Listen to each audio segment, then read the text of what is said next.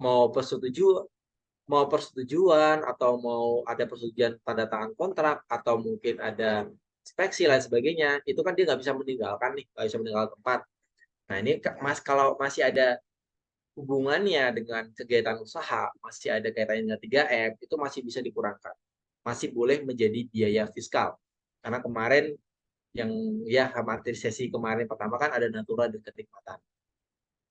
Asal 3M boleh menjadi pengurang. Nah ini anggap saja konsumsi direktur ini bukan konsumsi yang berkaitan sama 3M. Maka dia nanti akan dikeluarkan koreksi. Kemudian ini kan masih tahun pajaknya 2014. Jadi 2014 ini aturan terkait sama natura itu masih pakai aturan yang lama. Jadi kemungkinan besar ini akan dikoreksi. Yang nggak dikoreksi itu kalau seluruh pegawai dapat. Kemudian cadangan piutang tak tertagih itu kan kemarin pencadangan piutang itu kan tidak boleh. Ini anggap saja yang bukan eh, deductible expense atau yang undeductible expense-nya. Kemudian ada PPh atas gaji karyawan. PPh atas gaji karyawan ini berarti si pemberi kerjanya akan melakukan ditanggung sama pemberi kerja. Bedakan nanti teman-teman kalau nanti ketemu di PPh Potput, di PPh pasal 21, itu nanti ada 3 jenis PPh pasal 21 yang terkait sama bagaimana cara pembayarannya. Satu dipotong di gaji karyawannya, dua itu ditanggung sama pemberi kerja, ditanggung itu dia bukan pakai metode gross up. Yang ketiga adalah diberikan tunjangan. Kalau diberikan tunjangan itu kadang-kadang ada pakai metode gross up, jadi dari eh, besaran nilai tunjangan PPh itu biasanya nanti akan sama dengan besaran PPh yang dipotong. Contoh contoh yang paling jelas itu adalah metode gross up ini adalah di teman-teman yang mungkin punya keluarga ASN, PNS, TNI, Polri. Itu semua gajinya dan tunjangannya itu dia metodenya gross up. Jadi berapa besar tunjangan PPh-nya biasanya akan sama berapa besar PPh pasal 21 yang dipotong. Itu kalau tunjangan. Jadi ada yang dipotong, ditanggung, sama ditunjang. Ya. Ini tunjangnya bukan tunjang di rumah makan Padang ya. Ini tunjang diberikan tunjangan maksudnya. Nah, untuk yang eh, PPh yang dipotong itu tidak boleh menjadi biaya si pemberi kerja. Kan itu memang yang bayar si karyawannya. Kemudian kalau yang dulu untuk yang PPh pasal 21 yang ditanggung sama pemberi kerja itu tidak boleh menjadi biaya, tidak boleh menjadi beban ke perusahaan. Kalau sekarang, kalau sepanjang itu memang ada kaitannya dengan 3M tadi, itu diperbolehkan. Tapi bukan jadinya jadi objek PPh pasal 21 juga ke karyawannya. Ditunjang apalagi kalau diberikan tunjangan itu ya jadi biaya deductible expense sama jadi objek PPh pasal 21. Cuma dia tidak berat buat si karyawannya. Karena untuk yang gross up ini sebenarnya karyawan itu tidak dibebankan PPh pasal 21. Tapi kalau yang ditanggung sama pemberi kerja itu bisa jadi nanti akan menjadi objek PPh pasal 21. Dia akan menambah perhitungan tapi hasilnya sih nggak dipotong. Tapi pemberi kerjanya nanti akan jadi lebih apa ya lebih berat lah gabungannya nanti. Nanti mungkin teman-teman bisa ditanyakan di PPh Potput. Kemudian sumbangan. Nah, kalau sumbangan gini juga nggak jelas itu sumbangan apa, teman-teman harus cek dulu sumbangannya bentuknya apa. Apakah masuk kategori yang boleh dibebankan atau enggak ya, seperti yang kemarin kita bahas. Kalau enggak, berarti harus dilakukan koreksi.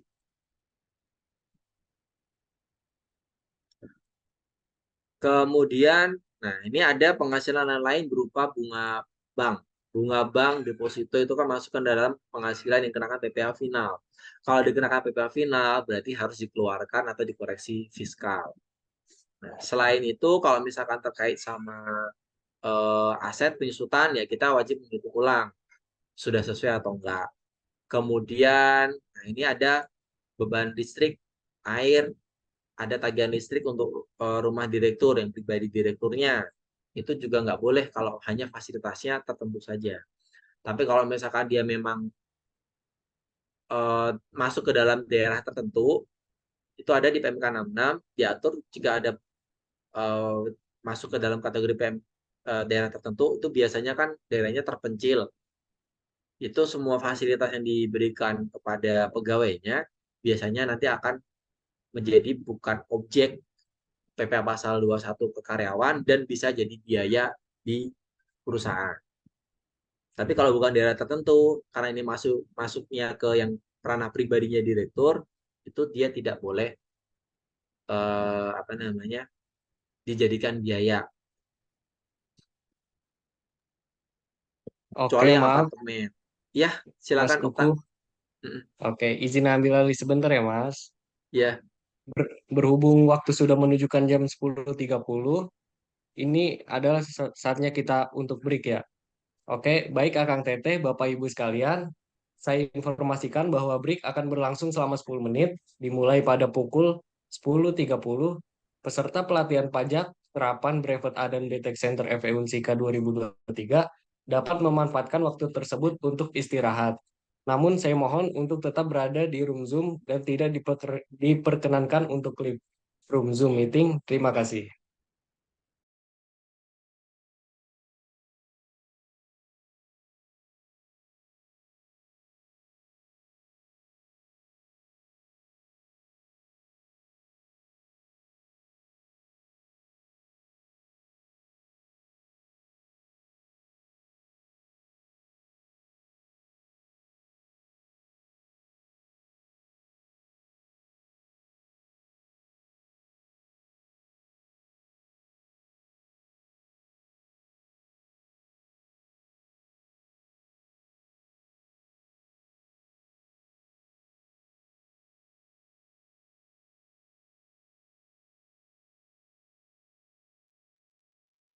Baik, Akang Teteh, Bapak Ibu sekalian, karena break telah berakhir, saya persilakan kembali kepada Bapak Kuku untuk melanjutkan pemaparan materinya. Terima kasih.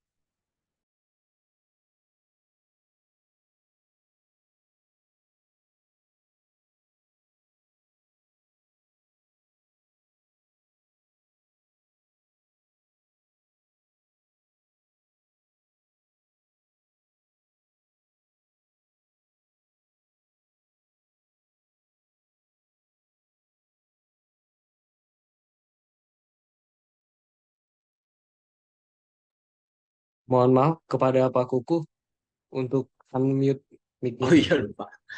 Nah, maaf. Jadi kita lanjut yang tadi ya. Jadi untuk yang penyusutan nanti dipastikan wajib pajak itu sudah menggunakan saldo menurun atau garis lurus, tentunya harus konsisten terus perhitungannya dan jangan sampai salah nanti ke depannya. Kalaupun nanti komersial berbeda dengan fiskal ya nggak masalah, yang penting nanti ada penyesuaiannya. Kemudian tadi kebebasan listrik itu kalau masih atas kepentingan pribadi itu tidak diperbolehkan sebagai biaya. Kemudian untuk ini beban perjamuan tamu 700.000 yang memiliki daftar nominatif. Kalau dia terkait sama pemasaran itu biasanya masuk ke biaya promosi. Nah, kalau misalkan dia masuk promosi kan dia harus ada daftar nominatif tuh. Nah, dia kalau udah masuk ke daftar nominatif itu diperbolehkan sebagai biaya. Kalau dia tidak masuk ke daftar nominatif, untuk biaya komersial diperbolehkan, fiskalnya harus dikeluarkan dari perhitungan. Yang keempat itu sembako untuk karyawan diberikan dalam bentuk beras, gula, dan susu. Tapi kalau misalkan dia bentuknya natura, kemudian diterima oleh seluruh karyawan tanpa terkecuali, dia masuk ke dalam biaya. Boleh dikurangkan, atau boleh menjadi pengurang pada biaya fiskal. Kemudian ada 7.500.000 ada beban iklan belum dicatat. Ya, ini nanti harus dimasukkan ke dalam perhitungan. Kemudian hanya 25.250.000 yang dari beban lain itu yang berkaitan dengan kegiatan usaha atau yang masuk ke 3M. Selain itu nggak ada kaitannya. Jadi selisihnya harus dikoreksi. Kemudian nah ini ada 150.000 tagihan perusahaan manajer telah ditambahkan ke beban telepon. Jadi ini kan kalau misalkan kemarin sudah sempat ada yang nanya kan, kalau misalkan dia eh, bisa dipisahkan mana yang untuk kerja, mana yang enggak, atau memang murni itu untuk yang pekerjaan, dia akan boleh menjadi biaya secara keseluruhan. Maksudnya kayak tunjangan. Tapi kalau misalkan dia tidak dapat dipisahkan mana yang buat kepentingan pribadi dan kepentingan pekerjaan, dia harus dikoreksi 50%-nya. Kemudian persediaan ini harus dicek lagi. Mungkin kalau misalkan memang catatannya sudah benar ya nggak masalah. Tapi kalau teman-teman nanti jadi audit atau jadi konsultan pajak, ya ini harus dicek benar-benar pencatatannya tuh sudah benar atau enggak.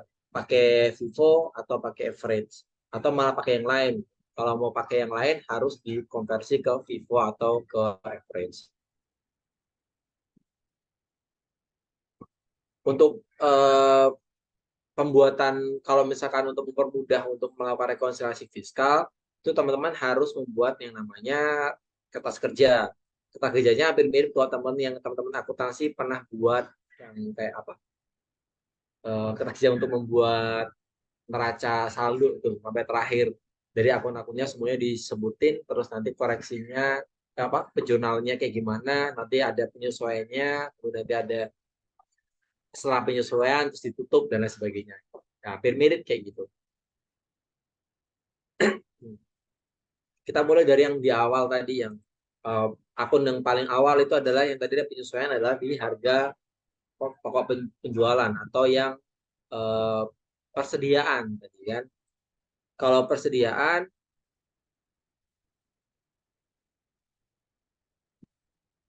tadi persediaan ini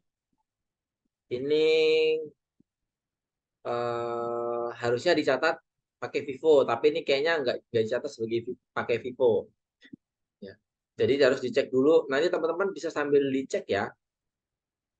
Persediaan Januari harga per unitnya 700.000, ada 700 juta untuk awal tahun.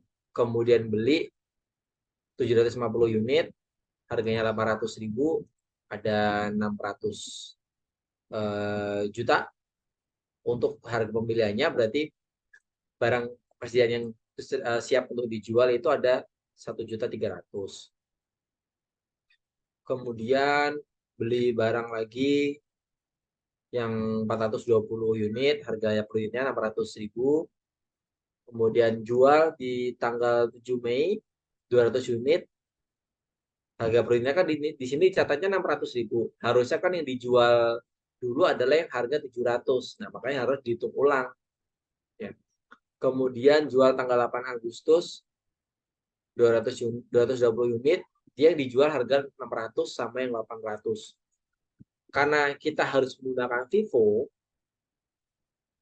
tadi pada tanggal 7 Mei, ini harusnya pakai harga 700, kemudian pada tanggal 8 Agustus, ini kan dijualnya 220 dan 165, atau totalnya adalah 385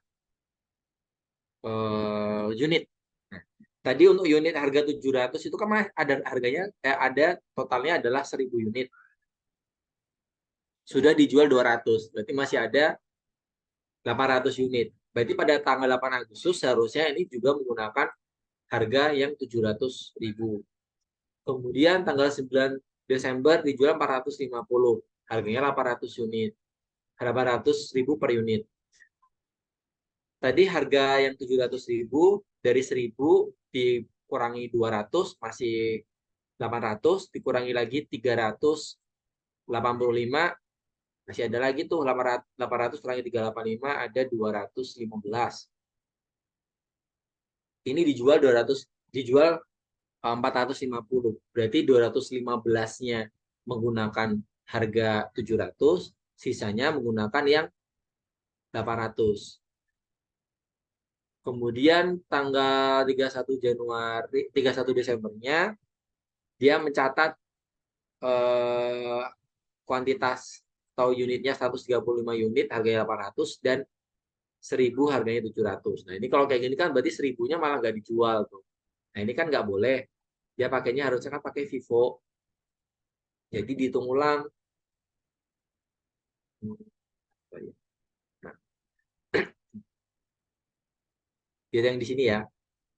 Jadi dihitung ulang. Persediaan awal 700. Beli 750, 800. harganya. Pembeliannya 420. Ini penjualan, sorry. Ini, oh ya, ini beli lagi ya. Beli lagi 420. Terus jual 200. Harganya 700.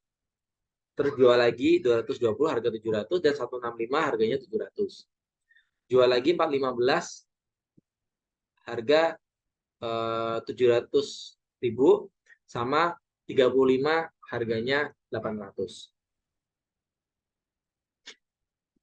1000 dikurangi 200, 800, 800 kurangi 220, ada 580, kurangi 165. Oh ya, 415 ya ini ya. Kemudian persediaan akhirnya yang harga 1.700-nya sudah habis. Kemudian harga 800 yang ini baru kejual 35 aja, masih ada 715.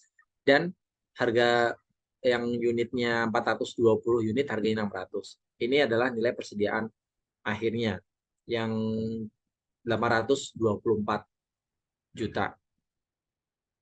Awal 700, belinya 852. 852 itu yang ini.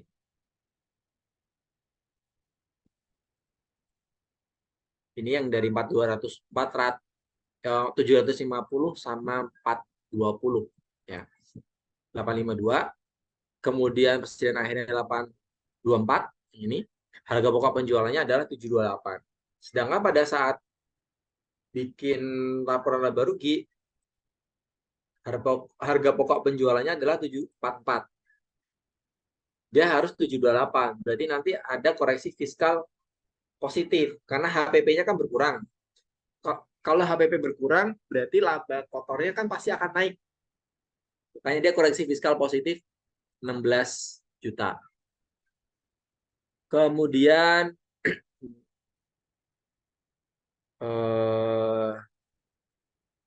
mana tadi? Nih, yang beban iklan. Tadi ada yang belum dicatat ya, beban iklan 7.500.000 belum dicatat. Berarti ditambahkan. Jadi 17, jadi koreksi fiskal negatif karena akan mengurangi labanya. Nah, jadi 17.500.000. Kemudian beban air listrik, tadi ada yang punyanya direktur 500.000 dikeluarkan. Jadi koreksi fiskal positif 5,6 kurangi 500 jadi 510. Kemudian telepon tadi yang nih tagihan pulsa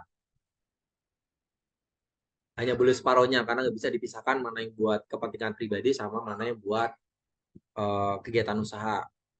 Jadi dikoreksi 75.000 dikurangi jadi 4.825. Kemudian konsumsi direktur tadi kan tertentu doang dan ini bukan daerah tertentu, dikoreksi semua jadi habis di biaya fiskalnya. Kemudian cadangan piutang tak tertagih itu juga harus dikeluarkan karena masih cadangan, kecuali kalau piutang tak tertagih diperbolehkan. PPh gaji karyawan ini kan dia tidak boleh menjadi biaya nih, dikurangkan dari biaya fiskal. Ini PPh gaji karyawan itu jadi bukan dibayarin, tapi wajib pajak si karyawannya udah dipotong, tapi pemotongan tadi dibebankan, bukan dibebankan ya, dianggap sebagai beban oleh si perusahaan. Itu nggak boleh, karena kan yang bayar kan si karyawan sebenarnya. Kemudian perjamuan tamu yang ini kan, dia yang ada daftar nominatifnya cuma 700. Berarti yang diperbolehkan sebagai biaya hanya 700.000. Yang 1,3 dikoreksi fiskal positif. Beban penyusutan ini dihitung ulang. Beban penyusutan tadi ini kendaraan kelompok 2 harganya harga perolehannya 250 juta, diperolehnya di bulan April 2009. Kendaraan ini ya 2009. Dia pakai metodenya saldo menurun. Jadi dihitung dari 2009 dia cuma dari bulan April berarti ada 9 bulan saja. Ini akumulasi biaya penyusutan. Nanti yang sebagai pengali karena kelompok 2 tadi tarifnya berapa, ada ingat nggak? Penyusutan saldo menurun.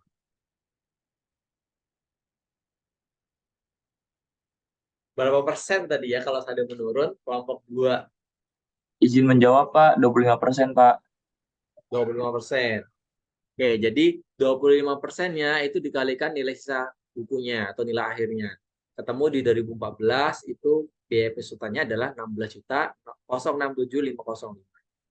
Di laporan laba rugi itu dicatat penyusutan kendaraannya adalah 44 juta.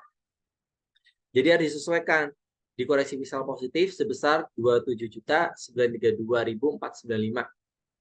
Jadi 16.067.505. Kemudian peralatan, dia kelompok 1. Diperolehnya di bulan Juni 2014. Berarti kan dia 2014 ini masih nggak full 1 tahun. Jadi cuma 7 bulan. Kelompok 1 tadi saldo menurun itu 50%. Jadi 7 per 12 kalikan 50% maksudnya dikalikan 36 juta. Atau penyusutannya adalah 10.500.000. Dicatat di laporan laba rugi dia 30 juta, berarti harus disesuaikan koreksi fiskal positif sebesar 19.500.000. Kemudian yang penyusutan gedung, dia permanen, harga perolehnya adalah 125 juta. Ya, tinggal kalau bangunan permanen kan tadi pakainya saldo, nggak bisa pakai saldo menurun, biasanya cuma pakai garis lurus. Jadi tinggal dikalikan 5% aja. Dikalikan 5%-nya itu adalah dari nilai buku atau harga perolehannya. 6.250.000. Dicatat 28 juta, berarti harus dikoreksi fiskal positif sebesar 21.750.000. Kemudian tadi ada beban lain-lain nih. Beban lain-lainnya hanya 25.250.000 yang berkaitan dengan usaha atau 3M. Berarti harus dikoreksi 12.112.000. Ya. Kemudian sumbangan tadi nggak jelas itu sumbangan untuk apa. Ada kemungkinan nggak ada kaitannya dengan, tidak berkaitan dengan jenis sumbangan yang diperbolehkan atau dijadikan biaya fiskal sesuai dengan pasal 6 kemarin. Jadi dihapuskan semuanya.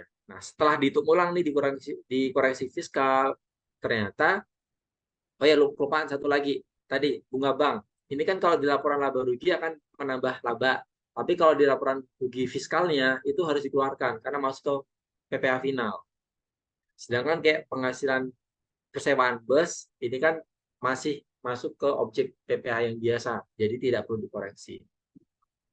Setelah melakukan koreksi fiskal, ternyata laba usahanya dari 159.090.000 menjadi 278.497.495.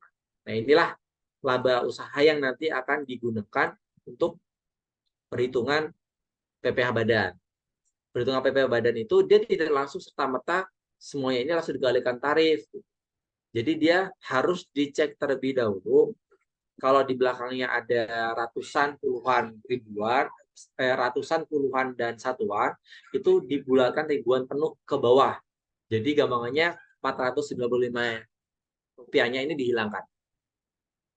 Kemudian baru dikalikan tarif. Tapi tarifnya nanti ada tarif khusus ya.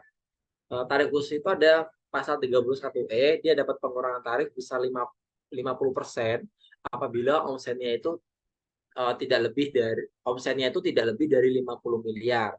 Tapi yang dapat fasilitas pengurangan tarif itu hanya dari penghasilan kena pajak sampai dengan 4,8 miliarnya. Nanti kita bahasnya di slide yang berikutnya. Nah, di sini karena tahun pajak 2014 itu tarifnya masih menggunakan tarif yang lama. Jadi bukan tarif yang sekarang. Nanti kalau teman-teman menerima file Excel-nya ini, di sini ada 12,5%. Ini 50% dikalikan 25%, baru dikalikan penghasilan kena pajak. Oke. Untuk yang koreksi fiskal atau rekonciliasi fiskal, ada yang mau ditanyakan sebelum kita ke materi berikutnya?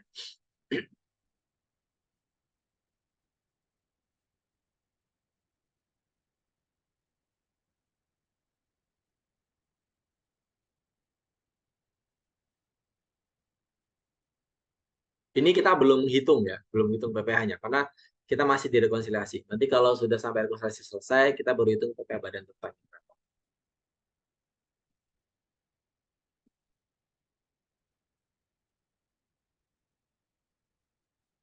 Maka ada, kalau tidak ada kita ke materi berikutnya. Mungkin kita lanjut aja dulu, nanti akan terbahas lagi di situ terkait sama rekonsiliasi fiskal ya. Nah, berikutnya barulah yang perlu diperhatikan kembali ketika melakukan perhitungan PPh badan itu adalah kompensasi kerugian. Ya, jadi ada kompensasi kerugian fiskal. Wajib pajak yang mengalami kerugian fiskal itu dapat dikompensasikan kerugiannya ke laba fiskal tahun-tahun berikutnya. Ya, jadi secara aturan atas kerugian fiskal di tahun yang bersangkutan atau yang tahun yang terjadi kerugian itu bisa dikompensasikan secara berturut-turut ke 5 tahun ke depan. Jadi 5 tahun ke depan. Jadi nggak bisa kalau sampai ke 6 tahun ke depan nggak bisa. Asal sampai dengan 5 tahun ke depan itu nanti ada labanya. Jadi nanti akan berkurang. Otomatis penghasilan kena pajaknya wajib pajak akan berkurang dengan adanya kompensasi kerugian. Contohnya kayak gini. Tahun 2009 itu wajib pajak PTA ini kerugi fiskal sebesar 1,2 miliar. Nah, kerugian ini itu bisa dikompensasikan sampai 5 tahun ke depan. Jadi di 2010, 11, 12, 13, dan 14. Asal dia ada labanya. Ternyata tahun 2010 itu laba 200 juta. 2011 rugi malah 300 juta. Tahun 2012 ternyata nggak ada laba fiskalnya. Kemudian 2013 laba fiskal 100 juta. Dan 2014 laba fiskalnya 800 juta. Contoh kompensasinya itu seperti ini. Ketika di tahun 2010 itu punya laba fiskal sebesar 200 juta, berarti atas laba fiskal 200 juta ini akan digunakan untuk menutupi sebesar 200 juta kerugian fiskal di tahun 2009, ya 1,2. Jadi untuk menutupi yang 1,2, berarti sampai dengan tahun 2010, si PTA ini masih punya rugi fiskal sebesar 1 miliar. Kan tadi 2009 1,2, dipakai buat nutupin 200 juta, berarti masih ada 1 miliar. Di tahun 2011 ternyata ada rugi lagi malah 300 juta. Jadi dia akan punya kerugian fiskal 1 miliar untuk tahun 2009 dan tahun 2011 300 juta.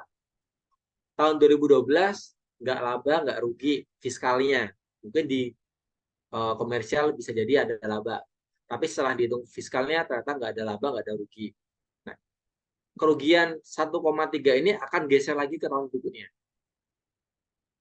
Tahun 2013 laba 100 juta laba fiskalnya. 100 juta ini dipakai untuk nutupin dulu yang tahun 2009. Yang masih ada 1,1 miliar tadi. Jadi masih ada kerugian fiskal 900 juta dan 300 juta. Tahun 2018, tahun 2014 laba fiskal 800. Nah, 800 juta ini dipakai dulu untuk nutupin yang 2009. Tadi masih ada 900 juta kerugian fiskalnya. Berarti masih ada kerugian fiskal 2009 100 juta dan kerugian fiskal tahun 2011 300 juta. Terus tahun 2015 gimana? Ketika nanti tahun 2015 wajib pajak PTA ini ternyata laba fiskal, kerugian fiskal 100 juta tadi sudah tidak dapat dikompensasikan lagi ke tahun 2015.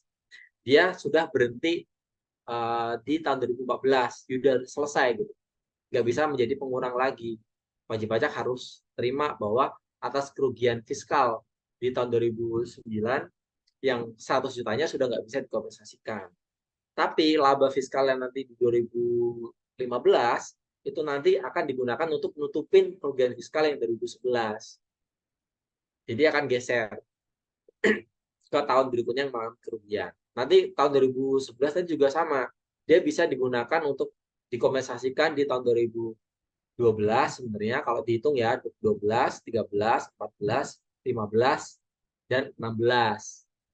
Kalau masih ada sisa, masih bisa dikompensasikan setelah dikurangi di laba fiskal 2015, ternyata masih ada kerugian fiskal yang tahun 2011, nanti laba fiskal di 2016 bisa digunakan untuk mengkompensasikan kerugian fiskal di 2011. Jadi yang laba kerugian fiskal yang 2009 ini sudah yang 100 juta sudah nggak bisa dia apain lagi gitu. Wajib pajak yang harus terima aja, kalau nggak bisa dianggap sebagai pengurang untuk laba fiskalnya itu.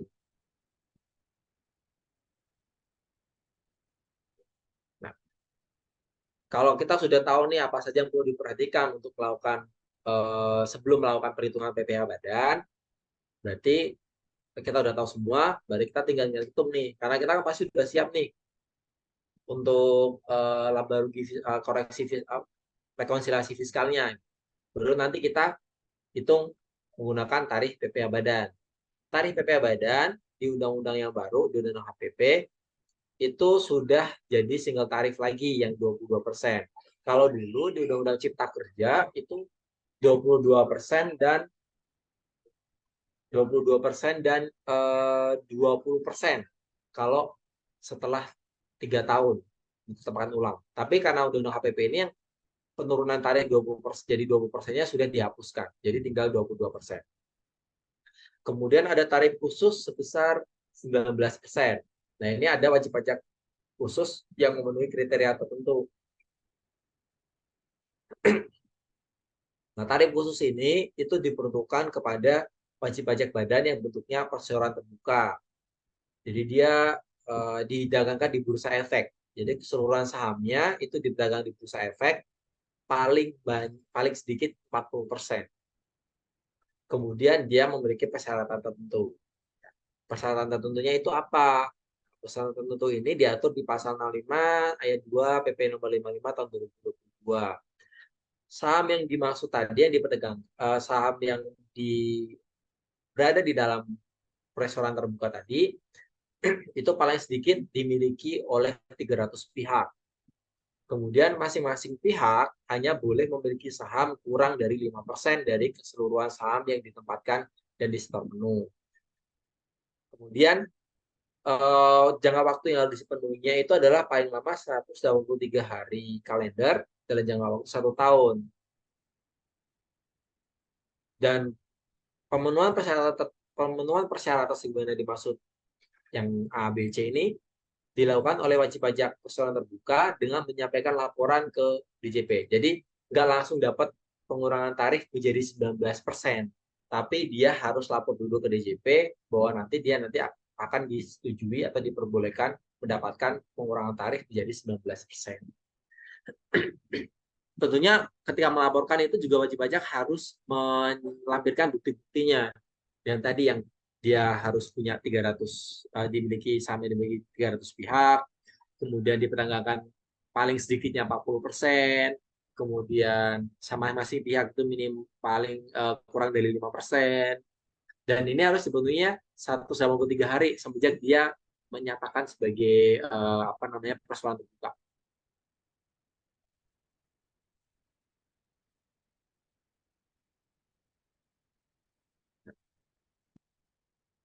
Kemudian tarif khusus tadi ini di aturan berikutnya adalah pihak yang dimaksud pada ayat 2 huruf A dan huruf B itu tidak termasuk. Jadi pihak yang ini maksudnya. Ya. Pihak yang memiliki sahamnya. Tidak termasuk wajib pajak perseroan terbuka yang membeli kembali sahamnya. Jadi nggak ada treasury stock. Kemudian tidak ada hubungan istimewa sebenarnya diatur dalam Undang-Undang Pajak Penghasilan dengan wajib pajak perseroan terbuka. Nah, hubungan istimewa ini bisa jadi maksudnya dimaksud di sini itu adalah adanya hubungan meliputi pemegang saham, pengendali dan atau pemegang saham utama sebenarnya diatur dalam ketentuan perundang-undangan di bidang pasar modal.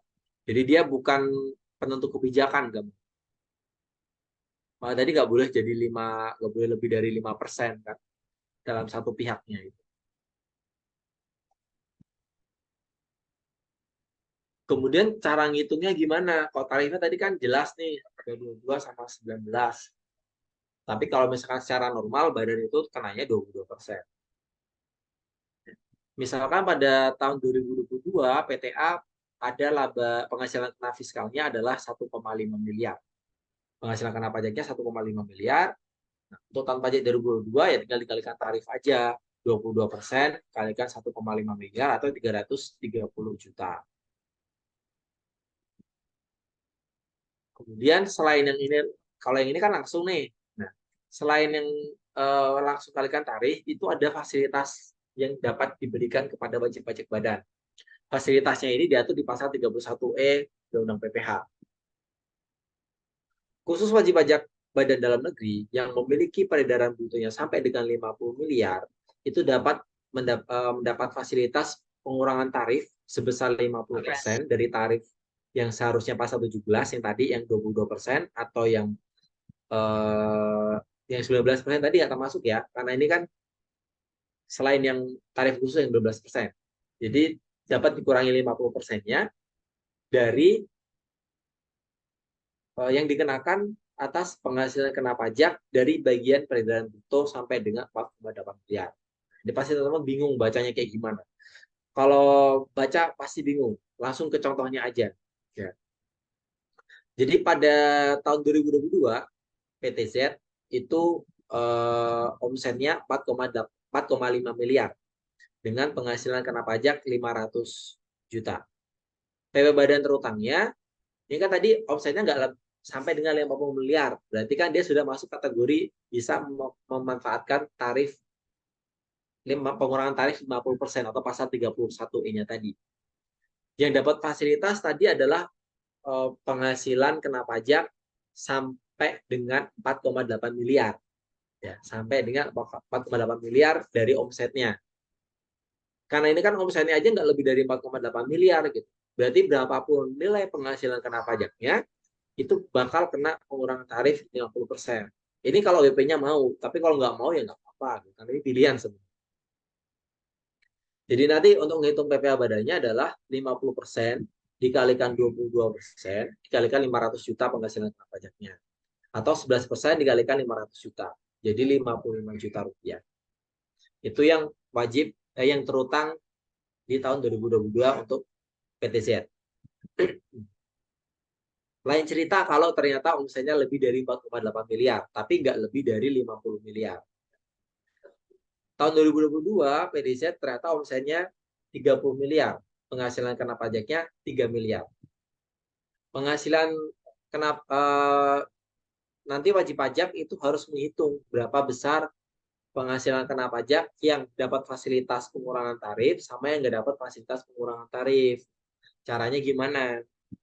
Karena yang dapat pengurangan tarif itu kan bagiannya cuma 4,8 miliar. Jadi pakai perbandingan.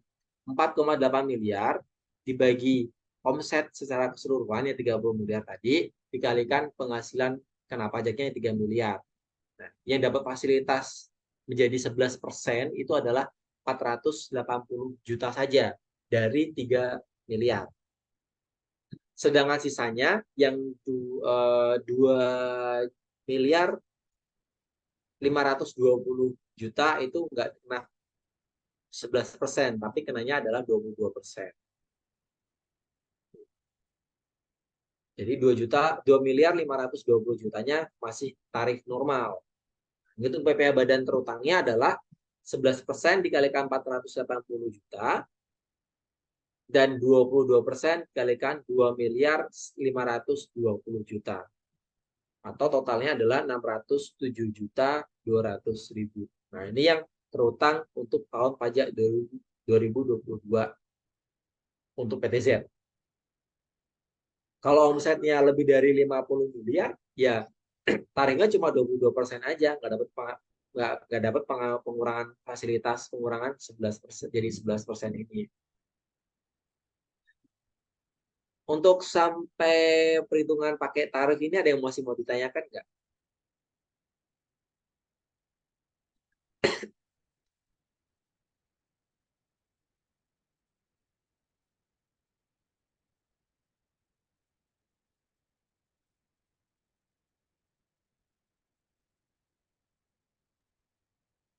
Selamat siang, Pak. Izin bertanya. Saya Ya, Siti siap. Maisaroh. Ya, Untuk PPh Badan Terutang, ini kan yang 607 juta kan sudah menjadi PPh terutangnya ya, Pak. Nah, ya. kalau misalkan kita mau pakai apa pasal 25 kan dikreditkan jadi dibagi 12 ya, Pak. Nah, Hmm. ini yang 607 jutanya langsung dibagi 12 atau boleh dikurangi dengan kredit pajak PPh pasal 23? Boleh nggak, Pak? Apa Nah, nggak? nah, kita pasal Makasih. 25 nanti ke belakang ada pembahasannya lagi. Kita masih ngitung TTA terutang dulu. Karena pasal 25 ini kan untuk masa depan nih ceritanya. Kita buat yang sekarang dulu ya. Nanti kita bahas pasal 25. Gitu Baik, ya, Pak. Siti Terima ya. kasih. Baik, Pak. Terima Ada kasih. lagi?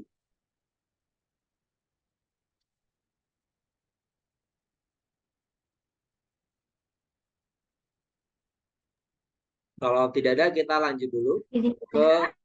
Oh iya, silakan. Saya Ida, tadi kan ada bahasan tentang rugi dan laba fiskal ya Pak. Nah itu Ya. ada keterkaitannya nggak ya sama perhitungan pajak penghasilannya? Oh ya, baik. Kalau terkait sama kerugian fiskal itu nanti akan berpengaruh di perhitungan penghasilan kena pajak tentunya. Ya, jadi kalau misalkan dia masih ada kerugian fiskal yang bisa dikompensasikan ke laba fiskal yang sekarang, nanti otomatis dia akan berkurang nih. Misalkan tadi PTZ labanya tadi 1,1 miliar lah, ternyata dia tahun sebelumnya rugi fiskalnya 500 juta gitu. Jadi dia nanti penghasilan kena pajaknya dikurangin dulu dari 1 miliar dikurangi 500 juta. Masih ada 500 juta. 500 juta inilah yang nanti akan dikalikan tarif. Asal dia rugi. Ya, kalau dia rugi tahun sebelumnya dia fiskal, ada kerugian fiskal, bisa dikompensasikan ke tahun berikutnya yang memang dia laba. Bakal akan tentunya nanti ke depan ininya pada saat perhitungan PPh badan terutama nilai PPh badannya akan berkurang karena laba fiskal yang dihitung setelah rekonsiliasi fiskal itu dikurangi dulu sama kerugian fiskal tahun sebelumnya. Untuk yang contoh 1 sama contoh 2 itu kita anggap bahwa tahun sebelumnya dia masih laba, jadi tidak ada kerugian fiskal yang dapat dikompensasikan. Baik, terima kasih Bapak. Oke, kita lanjut dulu. Jadi setelah ketemu PPh badan terutang, nanti wajib pajak badan itu akan mengurangkan tadi, yang terutang tadi dikurangi dengan kredit pajaknya. Tentunya kredit pajak ini yang sifatnya tidak final. Karena PPh yang sifatnya final itu tidak boleh menjadi pengurang atau menjadi kredit pajak ketika menghitung PPh kurang atau lebih bayarnya. Di PPh untuk kredit pajak sendiri ini ada PPh pasal 22, 23, dan 24. Kalau 21 itu orang pribadi. 22 itu nanti ada yang final sama tidak final. Kalau yang final tidak boleh dijadikan kredit pajak. Pasal 23 itu terkait sama pemberian jasa, kemudian kalau ada pemotongan hadiah, royalti, bunga, tapi bunganya bukan bunga bank. Kemudian kalau pasal 24 itu terkait sama penghasilan yang PPh atau pajak penghasilan yang dikenakan di luar negeri, atas penghasilan di luar negeri. Setelah dikurangi dengan pasal 22, pasal 23, dan pasal 24, itu dikurangi lagi dengan yang pasal 25, yang disetorkan sendiri tiap bulannya, atau cicilan tiap bulan nih. Itu nanti akan jadi pengurang.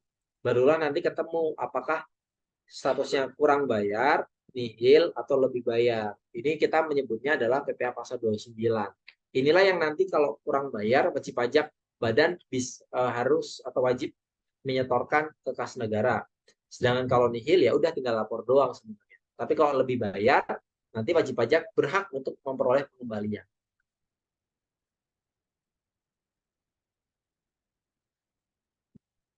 Contohnya tadi yang PTZ yang terakhir ya, PPh badannya tadi 607.200.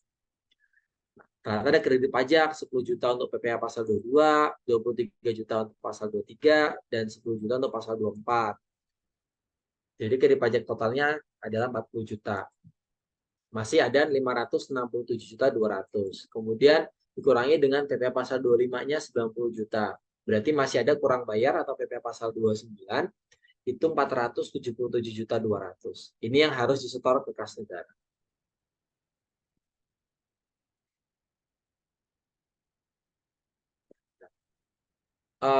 Nyambung. Kalau yang ini kan nanti wajib pajak setor nih. Nah, di SPT Tanah PPh Badan itu nanti akan wajib pajak akan melaporkan besaran pasal 25 yang akan disetorkan atau dibayarkan untuk tahun pajak berjalan. Karena yang kita hitung ini kan yang sudah terjadi, periode pembukanya sudah tutup. Nah, yang ini adalah pasal 25 itu yang masih tahun berjalan. Ini sekaligus menjawab pertanyaannya Siti tadi ya. Jadi hitungnya sama seperti yang itu PPh badan yang tadi barusan.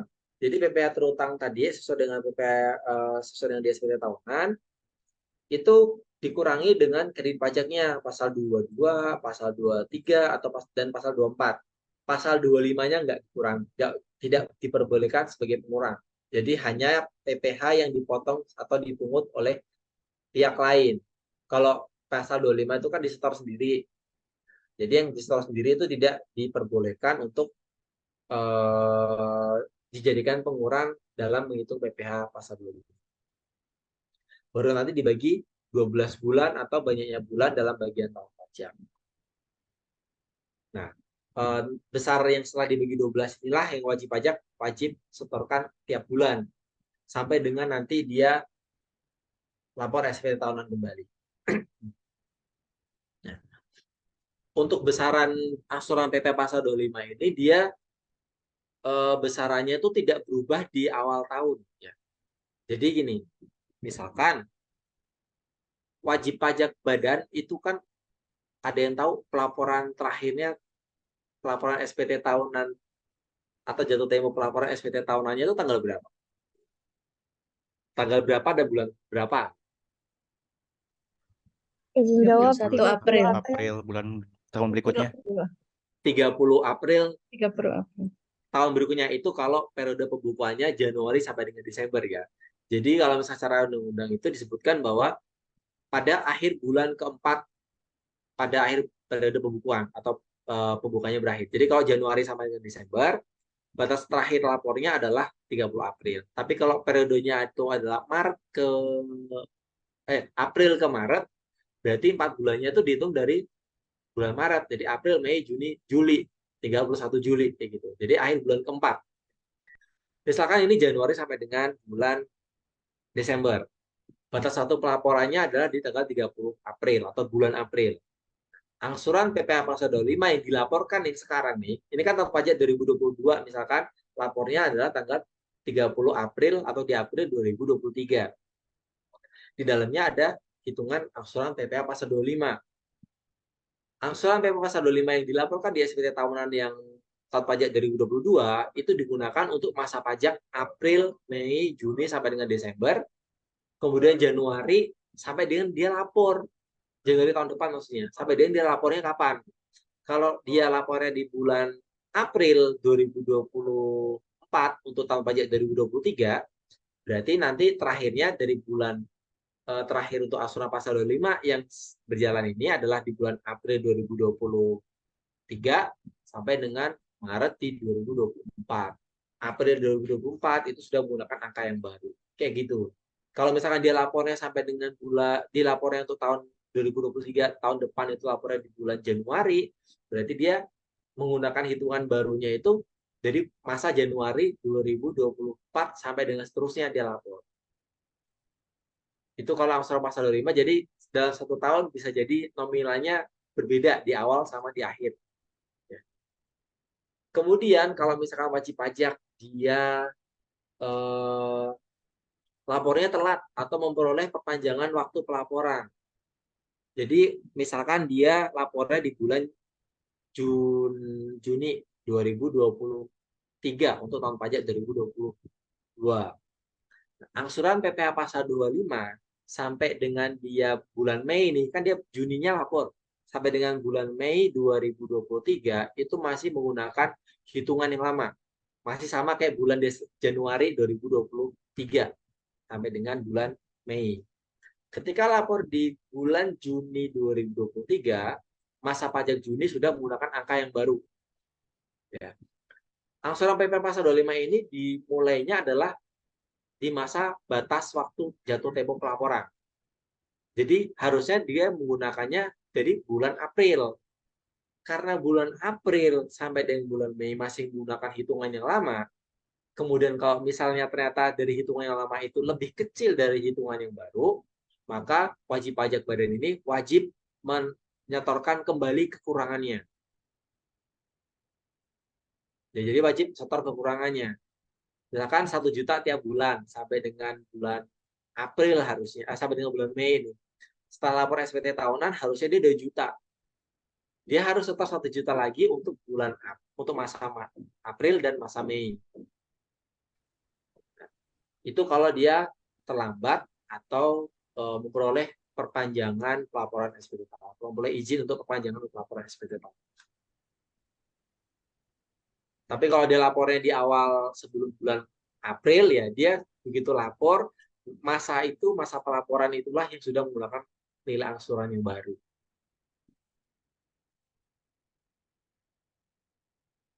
Ya. Izin bertanya, Pak Kukuh. Boleh, silakan. Ini siapa? Ita, Pak. Iya, gimana Mbak Ita? Begini, Pak.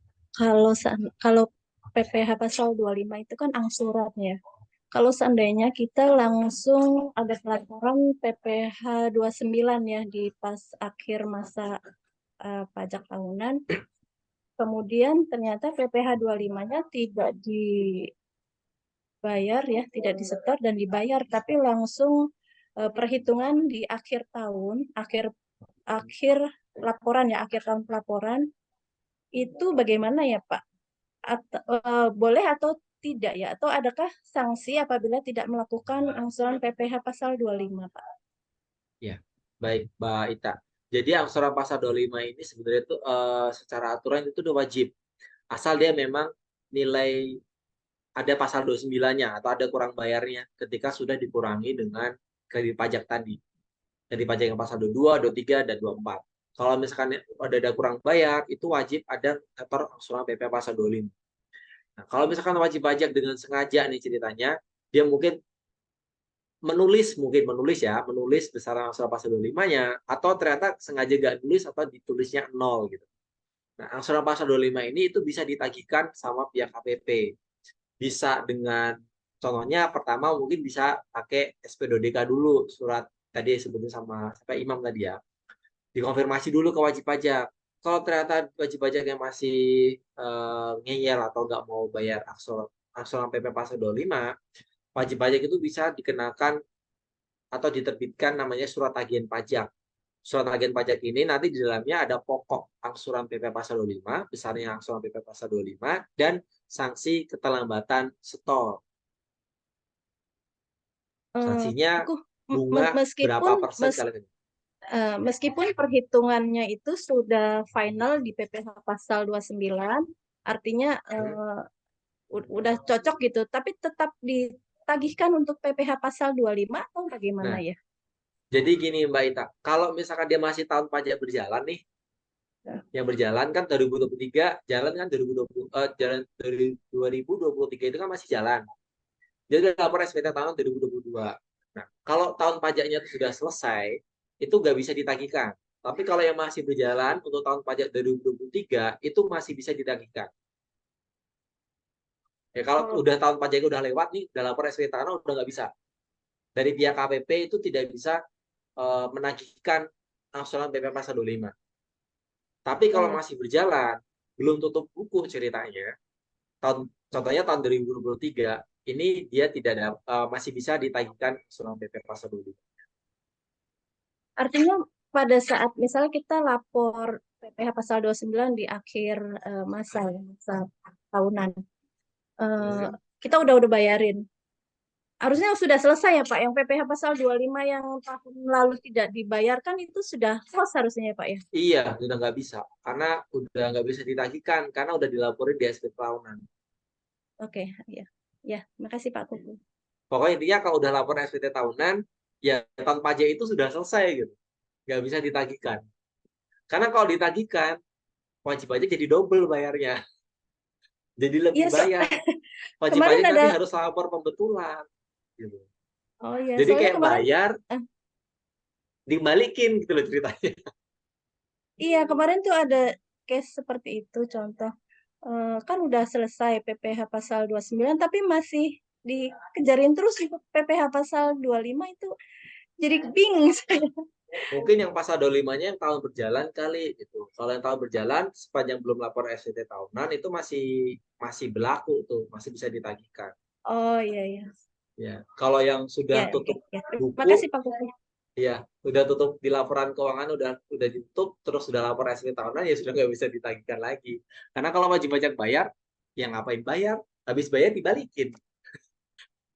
Malah jadi 2 kali kerja ceritanya, wajib pajaknya kerja, pihak KPP juga kerja gitu.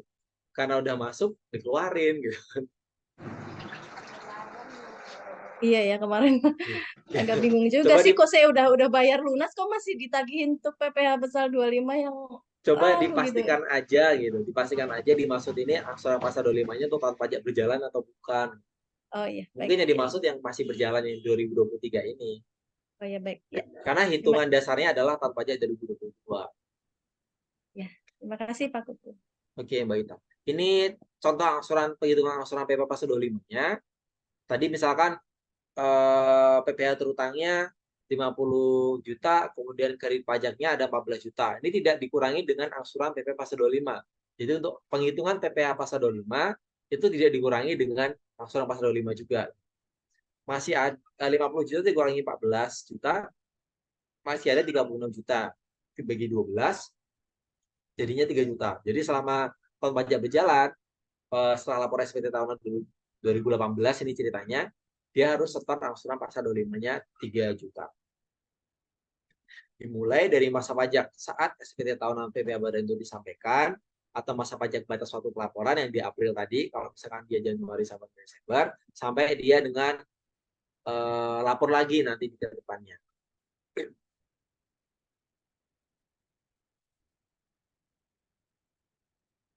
Untuk pelaporannya menggunakan formulir 17-1. Ada dia lampirannya tuh banyak, induk lampiran 1, 2, 3, 4 dan 5 dan 6. Ya. Kemudian ada lampiran khusus, lampiran khususnya itu ada lampiran 1A sampai 8A. 8A ini dia sampai 8. Jadi ada 8A1, 2, 3, 4, 5 sampai dengan 8. Dan itu pilihan. Jadi dia harus pilih salah satu mau yang mana. Karena 8A1 sama 8 sampai dengan 8A8 itu isinya sama. Yang membedakan adalah jenis perusahaannya. Kalau misalkan dia nggak masuk ke dalam industri manufaktur, kemudian nggak masuk ke perusahaan dagang, nggak masuk ke bank konvensional, bank syariah, asuransi, atau dana pensiun maupun perusahaan pembiayaan, berarti masuknya ke yang 8A7, 8A6, yang non-kualifikasi. Untuk 1A sampai dengan 7A, itu wajib ada isinya kalau memang ada datanya. Kalau penyusutan sama amortisasi, kalau ada asetnya kan wajib ada biaya penyusutan tuh di dalam laporan keuangannya. Berarti dia harus ngisi lampiran 1A. Tapi kalau dia nggak punya aset, jadi kan nggak ada data penyusutan, nggak diisi nggak masalah. Kemudian lampiran 2A itu untuk kalau ada kompensasi kerugian. Kalau ada, isi. Kalau nggak ada, isinya berarti kosong atau nol. 3A sampai dengan 7A itu sama. Jadi kalau ada isinya wajib diisi, kalau nggak ada ya nggak apa-apa. Tapi kalau 8A itu wajib diisi. Nah, ini ada, kita potong ke pertanyaan dulu ya. Dari Imam. Menyambung pertanyaan dari Mbak Ita, untuk perusahaan yang utang pajaknya kecil tanpa diangsur bulanan, maksudnya utang pajaknya apa nih? Dia bisa handle PPh pasal 29 di akhir periode untuk tahun berikutnya. Tetap harus. Ya, jadi yang dimaksud, tolong nanti dibedakan ya, untuk utang pajak sama pajak terutang itu berbeda. Kalau utang pajak itu dia sudah terutang tapi belum dibayar. Tapi kalau pajak terutang ini masih dalam perhitungan aja gitu. Belum ada sudah jatuh tempo, belum jatuh tempo terus nantinya dibayar. Jadi nanti kalau misalkan dia ternyata setelah kalau di cover sama pasal 29 ternyata kecil, ya nggak masalah. Angsuran PPh pasal 25 ini masalahnya kewajiban gitu. Jadi dia nanti akan tetap harus setor angsuran PPh pasal 25-nya. Kalau statusnya adalah kurang bayar setelah dikurangi dengan kredit pajak. Meskipun nggak bayar angsuran pasal 25-nya, mungkin gampang masih bisa secara finansial terpenuhi ya. Tapi angsuran pasal 25 ini merupakan kewajiban. Ya, jadi tetap harus bayar angsuran pasal 25. Kalau ketika ketahuan atau maksudnya dari pihak pengawasan KPP ternyata belum ada pembayaran, nggak ada pembayaran, itu nanti bisa ditagihkan. Ya. Malah justru yang rugi adalah wajib pajaknya. Nanti dia akan kena sanksi bunga. Meskipun sanksi bunganya kecil ya 0, berapa persen gitu kan. Tapi dia otomatis kan wajib pajak badan tadi mengeluarkan uang untuk bayar sanksinya. Mohon izin Pak, Ya, setelah pajak terutang tadi dikurangin kredit pajak sama PPh 25 kan, itu kalau misalnya jatuhnya jadi lebih banyak gimana Pak? Tapi wajib dikembalikan. pajaknya nggak mau diperiksa gitu. Jadi gini, kalau pengembalian kelebihan pembayaran itu kan ada 2 jenis. Mungkin wajib pajak nggak tahu nih, ada 2. Satu pemeriksaan, satunya penelitian. Nah, ini udah tahu belum ya? Nah, kalau di pemeriksaan itu adalah prosesnya panjang, dia 12 bulan. Tapi kalau penelitian prosesnya cuma sebentar. Kalau orang pribadi itu cuma bisa 15 hari atau malah bisa lebih kurang lagi gitu. Tapi kalau badan itu 1 bulan harus sudah selesai semenjak SPT diterima lengkap. Nah, syaratnya adalah kalau lebih bayarnya nggak nyampe 1 miliar si pihak badan ini, itu bisa mekanismenya penelitian, jadi cuma 1 bulan. Wajib pajak ini kan takutnya karena takut diperiksa doang nggak sebenarnya gitu kan. Iya betul Pak. Takut diperiksa. Tapi kalau memang haknya wajib pajak untuk dikembalikan, ya akan dikembalikan. Asal benar aja sih sebenarnya. Kalau nggak mau ini contoh ya, ini saran yang tidak baik ya, jangan ditiru. Kalau memang nggak mau dikembalikan, ya nggak usah masukin kredit pajak tuh. Tapi konsekuensinya adalah ketika wajib pajak tidak melaporkan kredit pajaknya, dari pihak KPP tadi di bagian pengawasan akan ngecek, ini kok ada kredit pajak tapi nggak dilaporin. Indikasinya adalah wajib pajak ini ada omset yang disembunyikan. Nah, itu konsekuensinya. Kalau mau nggak diperiksa. Tapi nanti akan merembet ke masalah berikutnya. Nah, kalau memang haknya lebih banyak, diajuin aja. Ngapain takut gitu kalau benar gitu. Biasanya kalau takut diperiksa itu ada sesuatu gitu kan. Sebenarnya Ada bukan takut sesuatu yang diperiksa atau disembunyikan. gimana ya Pak. Kalau secara perhitungan mungkin ya kita juga berusaha untuk taat lah gitu kan. Tapi ya kayak permintaan dokumen, pengurusan segala macam itu yang bikin kita, aduh kayaknya ya udahlah mending kurang bayar aja gitu loh. Nah, itu balik lagi ke wajib pajak sih. Tapi kalau memang haknya wajib pajak ya sebaiknya diminta aja karena itu kan haknya. Kan lumayan dapat uang lagi. Maksudnya ada dapat uang yang bisa diputar kembali gitu kan lumayan.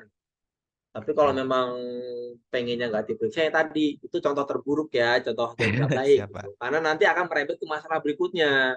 Asal malah nggak tahu ya apakah nanti malah jadi makin repot atau enggak kan tergantung wajib pajaknya. Jangan sampai sih kalau saya pribadi sih jangan sampai nanti yang wajib pajak yang dirugikan, padahal harusnya dia diuntungkan. Baik Pak, terima kasih Pak.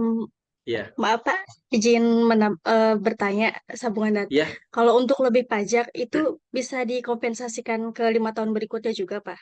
Apa nggak tidak? bisa. Nggak, kalau Oh, kelebihan tidak bisa. pembayaran pajak itu nggak bisa dikompensasikan. Dia akan dikembalikan. Kecuali nanti kalau misalkan wajib pajak ada tunggakan.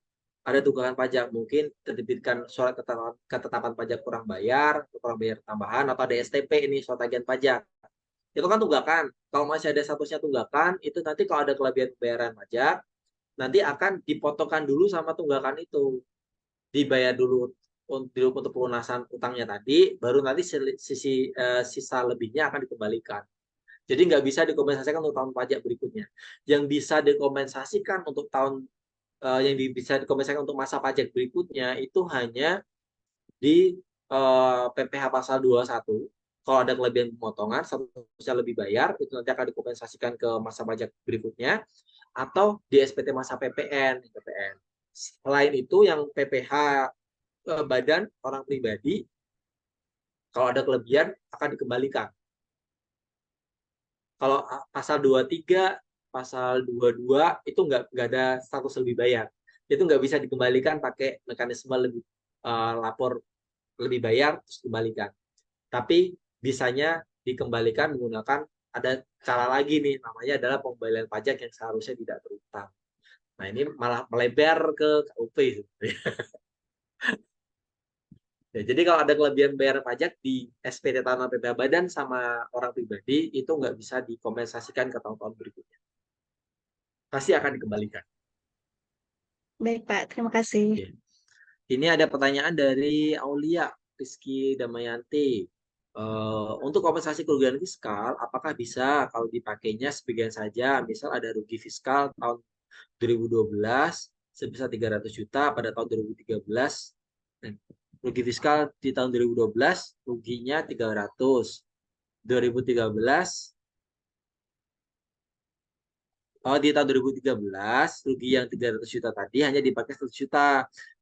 Padahal labanya padahal labanya itu 200 juta laba fiskalnya. Agar gue terlihat laba. Apakah seperti itu Pak atau sebagainya? Nah, kalau kerugian fiskal ini itu bukan kerugian fiskal ini tuh hanya dipakai atau digunakan untuk kepentingan pelaporan atau kewajiban perpajakannya saja. Sedangkan kalau wajib pajak biar kelihatan laba, itu dengan laba 200 juta aja udah kelihatan laba gitu. Mungkin untuk keluar atau pihak ketiga atau untuk customer itu nggak akan kelihatan di situ.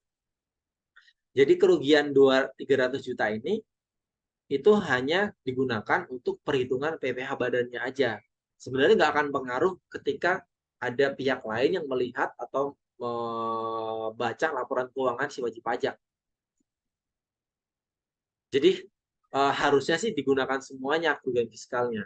Tapi kan balik lagi ke wajib pajak nih. Kalau dia cuma menggunakan 100 jutanya saja, sedangkan dia labanya 200, berarti kan dia nanti ada PPh yang terutang tuh 100 juta dikalikan tarif.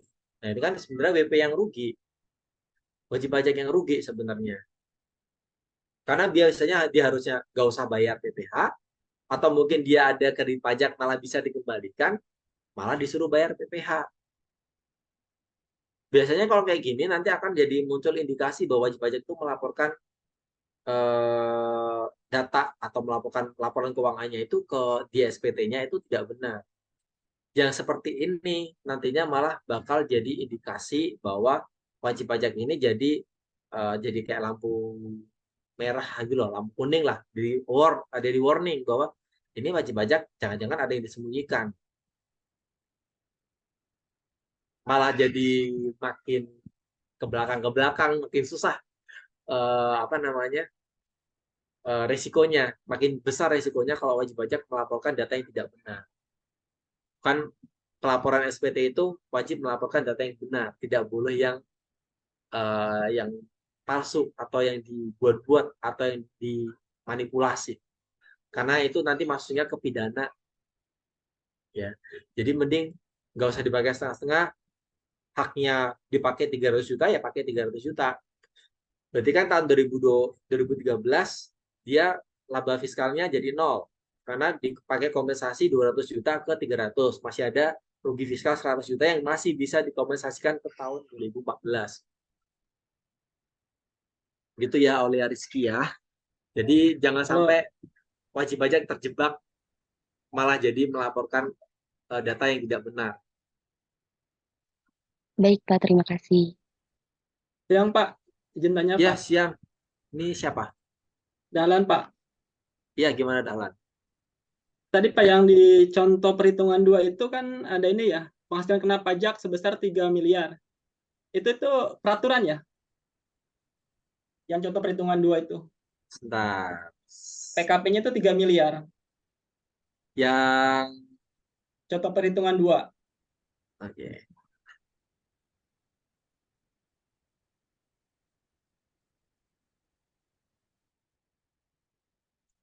Yang ini.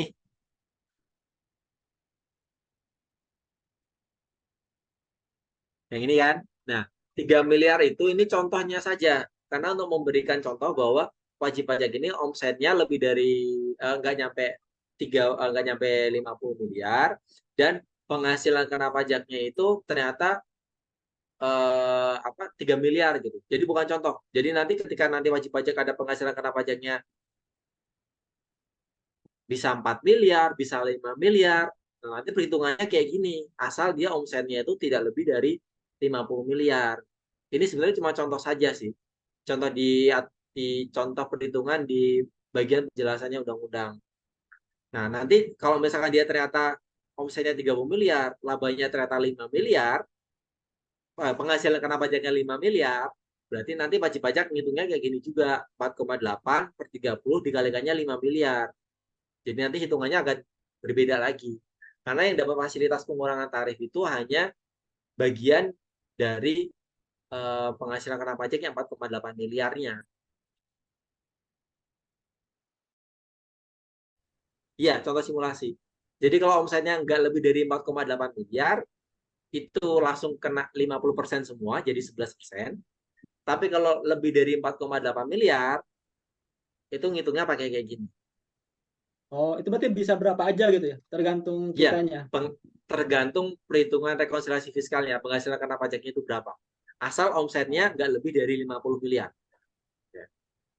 Oh, oke Pak. Terus ini lagi Pak, kalau kita ada telat bayar untuk bayar PPh badan, itu dikenakan yang 2% atau ada telat lagi? Ada denda lagi? Soalnya Sanksi saya kayaknya sanksi administrasinya. Ya, jadi kalau misalkan dia keterlambatan setor, itu sanksinya sudah bukan 2% lagi, 0,9% sekian gitu. Dan itu tiap bulan beda-beda. Jadi nanti tiap bulan sanksi administrasi berupa bunga itu ada keputusan Menteri Keuangan sendiri. Besarannya beda-beda. Nah, nanti tergantung dia bulannya bulan berapa nih. Di bulan April tahun berapa itu sanksinya 0,9 berapa. Nah, itu pakainya yang itu. Itu kalau keterlambatan setor. Tapi kalau keterlambatan lapor, sanksinya tetap sama, denda keterlambatan lapor itu atau tidak lapor untuk SPT Tanah PP Badan itu 1 juta. Oh, bukan itu Pak, yang setor bulanan itu, yang PPh pasal 25 itu. Iya, Ya, sama. itu. Ya. Maksudnya enggak kita kena administrasinya sanksinya itu yang telat setornya aja kan ya? Telat setor dan aja ya? Bukan, telat setor dan telat lapor.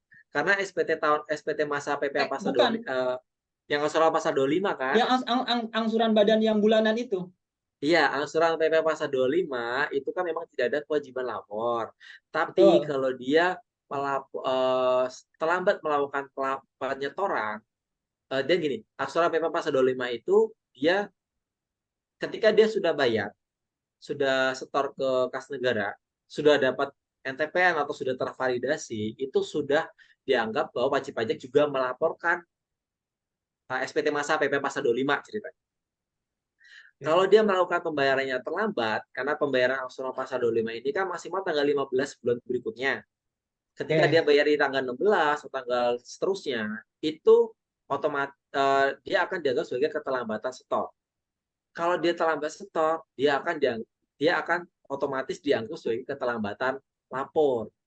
Karena angsuran pasal 25 ini ketika dia setor, dia juga lapor. Karena angsuran untuk batas waktu pelaporan dan setoran itu sama tanggal 15. Tapi nggak ada fisiknya, nggak ada yang perlu disampaikan ke KPP. Ya. Ketika dia terlambat setor, otomatis dia terlambat lapor. Nanti akan kena sanksi denda 100.000 sama sanksi keterlambatan bunga yang 0,9% sekian. Oke. Dikira itu telat bayar aja gitu. Oke, Enggak, ada sanksi keterlambatan lapor. Terus sama ini Pak, yang amortisasi. Misalkan masa tahunnya itu udah selesai gitu. Kan misalkan 5 tahun atau berapa tahun gitu. Nah, itu udah selesai, tapi barang fisiknya itu masih ada. Nah, Masih itu digunakan. status barangnya bagaimana? Iya. Misalkan kayak mobil tuh habis gitu masa itunya. Terus mobil itu statusnya itu bagaimana, Pak? Ya, jadi kalau secara komersial mungkin masa manfaatnya masih panjang nih, masih bisa dipakai gitu kan. Ya. Tapi secara fiskal itu aset tadi sudah tidak memiliki nilai. Jadi nggak boleh ketika dia sudah habis di tahun lalu untuk nilai asetnya, berarti tahun ini sudah tidak boleh memunculkan biaya penyusutan lagi untuk yang di fiskalnya. Tapi kalau di komersialnya silakan. Tapi jadi misalkan kalau barang itu misalkan dijual, itu jadi kepenjualan atau bagaimana Pak? Misalkan barang mobilnya itu karena udah selesai ya di amortisasi fiskalnya itu udah selesai, udah nggak ada kan ya, terus dijual tuh kan jadi pemasukan dari ke perusahaan kan kalau kita jual. Iya betul. Jadi kalau ternyata aset tadi yang sudah secara fiskal tidak memiliki masa manfaat, tapi aslinya komersial masih ada manfaat, kemudian dijual, berarti kan nanti perusahaan akan mencatat keuntungan karena penjualan harta tuh harusnya. Jadi dia akan menjadi penghasilan atau menjadi penghasilan lain buat si wajib pajak badan ini. Jadi dia menambah penghasilannya si wajib pajak, akan nambah laba fiskalnya.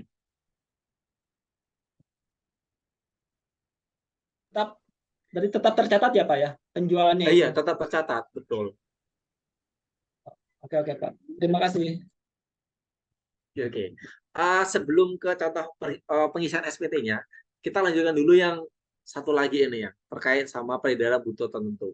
Jadi kalau wajib pajak OP maupun orang pribadi maupun badan, OP dan badan ini dia ada yang masuk kategori peredaran bruto tertentu. Nah, peredaran bruto tertentu itu apa? Ini peredaran bruto tertentu itu diatur di PMK di PP nomor 23 tahun 2018. Ini kalau nggak salah sudah diubah di PP 55 kalau nggak salah ingat ya. Belum saya ubah ininya. Jadi dia wajib pajak untuk yang masuk kriteria peredaran bruto tertentu itu bisa orang pribadi yang usahawan ya, bukan pegawai maupun bukan yang memiliki pekerjaan bebas, dan badan. Tapi badan ini itu hanya terbatas badan yang berbentuk koperasi, persekutuan komanditer atau CV, firma atau perseroan terbatas yang memiliki peredaran bruto usahanya itu tidak lebih dari 4,8 miliar dalam 1 tahun pajak. Nah, yang tidak lebih dari 4,8 miliar ini itu boleh memilih bukan boleh memilih ya, defaultnya itu masuk ke dalam kriteria bruto tertentu. Tapi kalau dia ingin, saya nggak mau masuk ke dalam kriteria yang ini, saya pengennya masuk ke kriteria yang kayak normal tadi, tarif pasal 17, itu bisa. Tapi dia harus menyampaikan permohonan atau pemberitahuan bahwa saya nggak mau dikenakan PP 23, tapi saya maunya dikenakan tarif pasal 17 atau pasal 31E. Nah, kemudian kalau bentuknya firma atau CV yang terdiri dari kumpulan orang-orang wajib pajak orang pribadi yang memiliki keahlian khusus menyerahkan jasa sejenis dengan jasa hubungan dan pekerjaan bebas, itu tidak boleh menggunakan mekanisme ini. Contohnya kayak firma hukum, itu kan isinya mungkin ada advokat, pengacara, dan lain sebagainya. Praktisi hukum kan dia. Itu pekerjaan bebas. Ketika dia omsetnya nggak lebih dari 4,8 miliar, dia tidak boleh menggunakan mekanisme yang ini. Dia harus menggunakan mekanisme yang normal tadi ya, tarif pasal 17 atau pasal 31E. Selain itu, boleh menggunakan mekanisme yang ini gampangannya kita istilahnya adalah UMKM, BP UMKM. Kemudian ada wajib pajak badan memperoleh fasilitas PPh berdasarkan pasal 31A. Ini ada penanaman modal, penanaman kembali modalnya. Kemudian yang berikutnya adalah BUT. BUT juga tidak bisa menggunakan mekanisme ini. Nah, yang membedakan adalah dengan tarif pasal 17, itu dia dikenakan PPh sifatnya final, besarannya 0,5% dari jumlah peredaran bruto per bulan. Nah, yang membedakan dengan wajib pajak orang pribadi adalah untuk wajib pajak orang pribadi itu kan kalau kita secara normal teman-teman ketemu namanya penghasilan tidak kena pajak atau PTKP. Nah, kalau di badan ini kan nggak ada PTKP. Ini berlaku juga untuk yang PPh final ini gitu. Kalau di PPh orang pribadi itu dia ada batasan 500 juta sampai dengan omset 500 juta itu masih belum dikenakan 0,5%. Ketika sudah menginjak 500 juta ke atas, 500 juta Rp1 ke atas, barulah Rp1-nya dan seterusnya itu dikenakan 0,5%. Nah, kalau badan itu tidak mengenal batasan yang 500 juta. Jadi berapapun omsetnya per bulan, langsung dikalikan 0,5%. Tentunya untuk yang omset ini itu tidak termasuk omset dari penghasilan yang diperoleh di luar negeri atau yang sudah terutang PPh di luar negeri, kemudian dikenakan penghasilan PPh dengan terkait sama penghasilan yang sifatnya final dari PP yang lain. Jadi mungkin dia ada jasa konstruksi nih, jasa konstruksi ini kan dikenakan sudah ada PP yang mengatur lainnya. Nah, itu nggak akan masuk ke hitungan. Kemudian penghasilan yang dikecualikan dari objek pajak. Jadi kalau dia terima penghasilan bukan objek, itu juga tidak masuk dalam perhitungan atau dijadikan offset pengali 0,5%.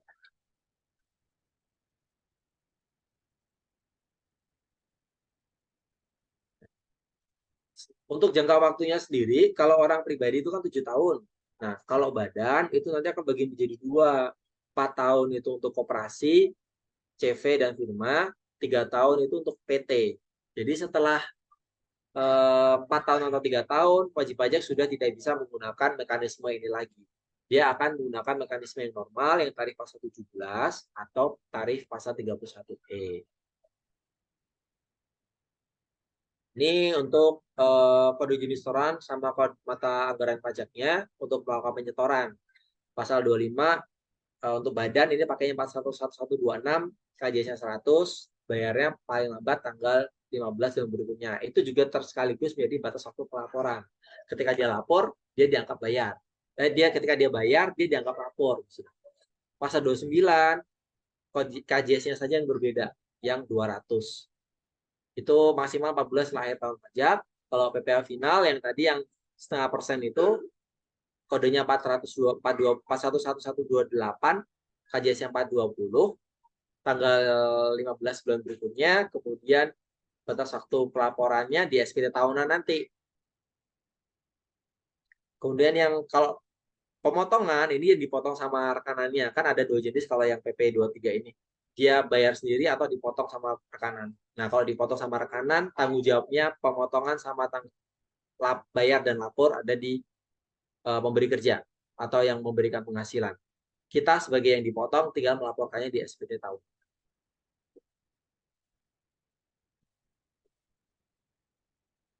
Nah, kita sekarang ke ini. Contoh kasus saja yang ada pasal 24-nya ya.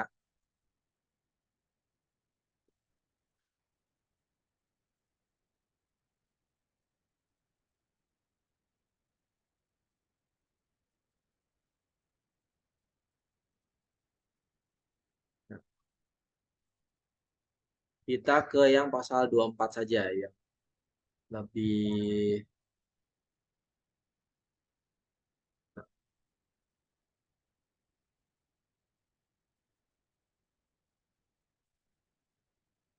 ini contohnya untuk laporan keuangannya. Kemudian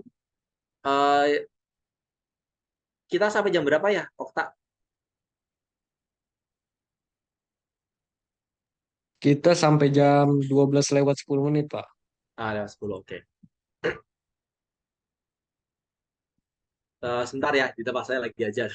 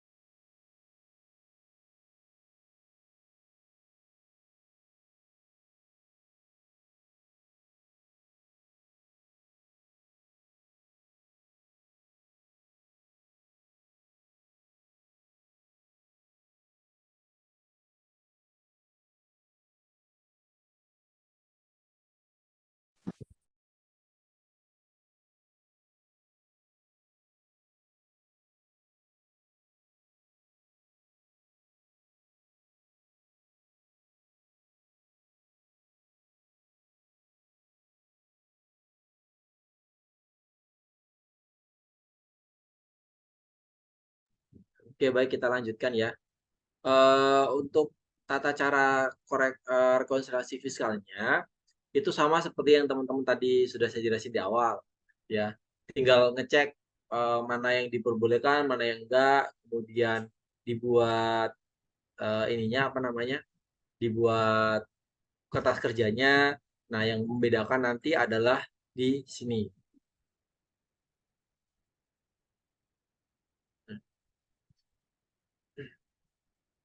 Setelah dilakukan koreksi fiskal, itu tadi kan untuk yang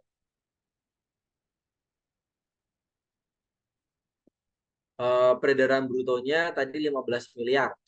Contohnya ya, langsung kemudian penghasilan karena pajaknya 5,6. Ini kan omsetnya nggak lebih dari 50 miliar. Jadi dia masih dapat fasilitas 31E. Yang dilihat yang ini ya. Kemudian yang dapat fasilitas itu berapa? Jadi dia ngitungnya 4,8 miliar per 15 miliar dikalikan 5,6 miliar. Nanti yang dapat fasilitas adalah 1,8 miliar sekian. Kemudian yang nggak dapat fasilitas adalah 3,8 sekian. Nah, PPh Badan Terutangnya ini kan masih pakai tahun pajak yang lama. Jadi belum menggunakan tarif yang 22%. Jadi nanti kalau teman-teman lihat di contoh loh, kalau ini tarifnya 25%. Ya ini karena masih menggunakan tarif sebelum Undang-Undang HPP berlaku. Karena tahun pajaknya ada tahun pajak lampau. Yang dapat fasilitas 50% kalikan 25% dikalikan 1,8 miliar sekian, itu ada 225.100.000. Dan yang tidak dapat fasilitas adalah 956.675. Jadi PPh Badan Terutangnya adalah 1,181.775.000. Nah, teman-teman kan kalau tadi lihat di pelaporan SPT tahunan itu kan dia tadi SPT-nya 1771. Nah, sekarang pelaporannya itu bisa melalui ISPT atau pakai e-form atau menggunakan e-filing. Nah, kalau misalkan di formulir 1771 itu teman-teman kan ngitung masukinnya itu tidak dari induk sampai dengan lampiran ke-6, tapi dari lampirannya dulu. Dari lampiran 8A. Jadi 8A ini contohnya kayak gini nih. Lampiran 8A ini itu isinya elemen kutipan dari laporan keuangan dan neraca sama laporan laba rugi. Nanti teman-teman bisa lihat di yang nanti kalau sudah dibagikan. Kemudian langsung ke 7A. 7A ini karena tadi kan ada penghasilan dari luar negeri nih. Ada pendapatan dividen bunga dari Singapura dan dari Jepang. 7A ini untuk mencatat penghasilan yang dikenakan atau pemotongan PPh oleh pihak atau tax authority-nya yang di Singapura sama di Jepang. Itu diisi di sini.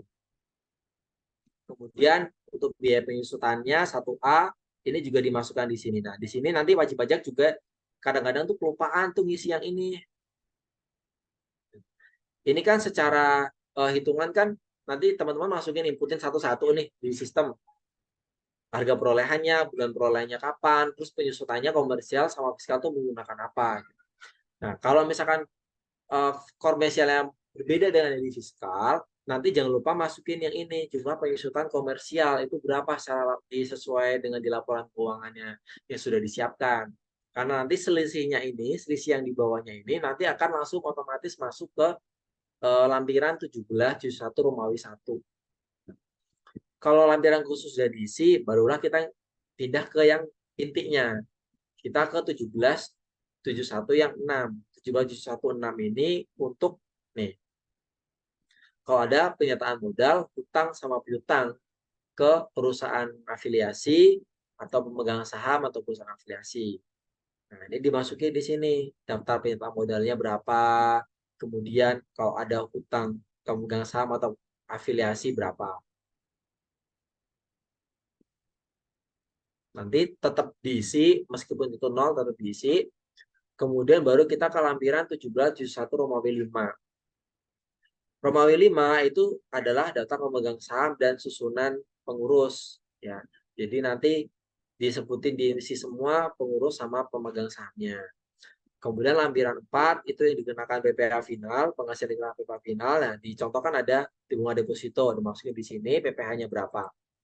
Kemudian kalau ada penghasilan yang bukan objek, nanti dimasukin di sini. Kemudian lampiran 3. Lampiran 3 itu kredit pajak dalam negeri. Jadi yang sudah dipotong atau dipungut di Indonesia. Ini contohnya adalah PPh pasal 22 impor. Dipungutnya sama kantor pelayanan bea dan cukai. Kemudian lampiran 2, 1771 Romawi 2, itu isinya adalah kita mindahin dari laporan laba rugi, biaya-biayanya itu dimasukin ke sini dari harga pokok penjualan. Ini kolom harga pokok penjualan. Kemudian biaya usaha lainnya itu biaya operasional maupun biaya lainnya. Kemudian yang dari luar usaha sama nanti dijumlahkan ke samping sama dijumlahkan ke bawah. Disesuaikan dengan pos-posnya. Kalau tidak ketemu posnya apa, masukin ke pos yang tulisannya di biaya lainnya. Nah, ini tong sampah ceritanya. Jadi kalau nggak masuk ke di atasnya nggak ada rumahnya, masukinnya ke biaya lainnya. Baru nanti pindah ke yang 1771 Romawi 1. Kalau teman-teman lapornya menggunakan e-form atau ISPT, dia yang harga pokok penjualan sama biaya usaha lainnya itu akan terisi secara otomatis. Kemudian yang laporan laporan biaya penyusutan itu juga akan terisi secara otomatis koreksinya. Nanti tinggal diisikan ini peredaran usahanya berapa, kemudian nanti akan hitung secara otomatis ke bawah. Penghasilan neto luar negeri juga tinggal kita isikan di situ. Kemudian, nah yang wajib diisi lagi adalah yang ini, penghasilan yang dikenakan PPh final. Kalau misalkan dia hanya yang dipotong sama bunga deposito tadi, ya masukinnya di situ, brutonya berapa. Kemudian yang teman-teman kualifikasikan rumahnya ini yang biaya penyusutan fiskal positif. Yang positif itu di mana aja. Masukin semua di sini, di total di situ. Sesuai dengan rumahnya A, B, C sampai dengan L. Kalau nggak ada kriterianya sampai dengan L, masukinnya ke yang M. Yang bawahnya adalah fiskal negatif. Kemudian kalau ada penanaman modal, pengurangan hasil net income-nya, kemudian ketemu penghasilan neto fiskal. Nah, angka inilah yang nanti akan pindah ke induk. Ini induk. Kalau nggak ada strip 1, 2, 3, 4 sampai 6 itu induk. Kemudian tinggal diisi identitasnya. Ini kalau di audit sama identitas akuntannya, opininya apa, tinggal dihitung nih dia pakai tarif pasal berapa. Nah, yang perlu saya jelaskan itu terkait sama kredit pajaknya. Kalau kredit pajak tadi kan ada PP pasal 22, itu kan sudah pasti dalam negeri. Nah, yang luar negeri itu berbeda hitungnya. Hitungnya kayak gini. Kalau dia di luar negeri tadi kan Singapura dividennya 1 miliar, dipotong 250 juta. Di bunga di Jepang 1,5 miliar dipotongnya 300 juta. Nah, kita harus menghitung batasan kredit pajak PPh pasal 24-nya per masing-masing negara. Kalau di Singapura tadi kan 1 miliar. Kemudian 5,627 ini adalah laba netonya, ini fiskalnya. Laba fiskalnya atau penghasilan kena pajaknya. 1 miliar per 5,627.500 dikalikan ini adalah PPh badan yang terutang, ya. Jadi ini dikalikan penghasilan kena pajak, dikalikan PPh badan terutang. Ketemu 210 juta. Ini adalah batasan maksimal kredit pajak yang diperbolehkan. Karena di Singapura itu dipotongnya 250, yang diperbolehkan sebagai kredit pajak itu hanya 210. Jadi ini batasan. Jadi yang 40 harus diikhlaskan. Kemudian kalau yang di Jepang 1,5 miliar per 5,6 miliar kalikan 1,1 miliar itu ada 315. Batasannya itu 315. Yang dipotong di Jepang itu lebih kecil dari batasannya. Berarti bisa dipakai sebagai kredit pajak secara keseluruhan yang 300 jutanya. Jadi kredit pajak luar negerinya itu adalah 210 juta sama 300 juta atau 510 juta. Itu nanti dimasukkannya ke Nih, 510 juta. Ada kredit pajak luar negeri. Yang dalam negeri tadi PPh pasal 22 impornya aja. Udah ketemu dikurangi sama kredit pajak pasal 25-nya kalau ada, ketemu terutangnya masih 411. Nah, ini nanti harus disetorkan ke kas negara maksimal akhir bulan keempat kalau jadinya sampai dengan Desember. Penghitungan pasal 25-nya sama. Dia tidak dimasukkan yang luar negeri, hanya dalam negerinya saja. Kredit pajaknya cuma yang 10 jutanya aja. Sedangkan kredit pajak luar negeri itu tidak dihitungkan, tidak dimasukkan ke dalam perhitungan. Udah tinggal dilaporin aja. Ini waktunya sudah habis ya. Nah, sudah 12.10. Nggak tahu nih Iya benar panitia Pak. kalau Sudah mau habis. buka pertanyaan atau enggak, saya kurang tahu ya. Tergantung panitianya kalau saya. Saya jawab pertanyaan yang terakhir nih, yang di chat ya, di chat terakhir. Penduduk negara Oke, tax siap haven Pak. dilampirkan khusus ya. Tax haven itu ada beberapa negara yang kayak di sana tuh bebas gitu pajaknya. Nah, kalau misalkan kita ada transaksi dengan pihak yang di sana, itu perhitungannya harus dilaporkan di SPT tahunan. Kalau contohnya tax haven itu mana saja ya? Saya agak nggak ingat daftarnya.